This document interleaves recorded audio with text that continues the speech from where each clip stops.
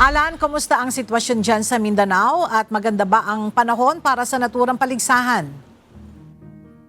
Ella, magandang tanghali. Napakainit, Ella, dito sa Oroqueta City, dito yan sa Misamis Occidental. Bagay na tamang-tama lang umano sa sabi ng mga organizer ng 10th National Fire Olympics na katulong sa pag-aasikaso at paghahanda dito sa dakong ito.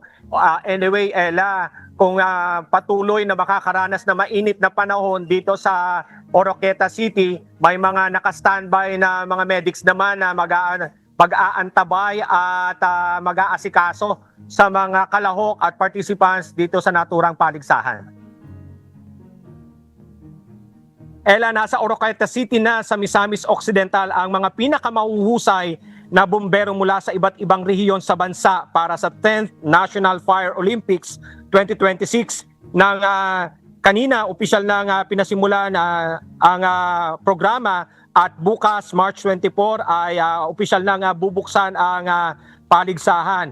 Tinaguriang isa sa mga inaabangang bahagi ng Fire Prevention Month. Nagtipon ang mga bombero mula sa buong bansa upang ipamalas ang kanilang husay sa mga matitinding firefighting at rescue simulation events na gaganapin dito yan sa Misamis Occidental Provincial Athletic Complex o MOPAC.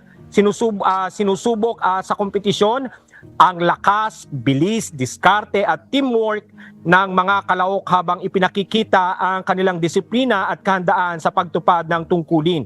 Higit pa sa isang paligsahan, layunin din ng National Fire Olympics na palakasin ang samahan ng mga fire teams at itaas ang kamalayan ng publiko sa kaligtasan ng sunog. At bukas, Ella, maaga tayong pupunta dito babalik dito sa lokasyon, dito sa MOPAC para opisyal nating saksihan ang naturang paligsahan dahil ang UNTV ay isa sa mga katulong naman pagdating sa special coverage na ito.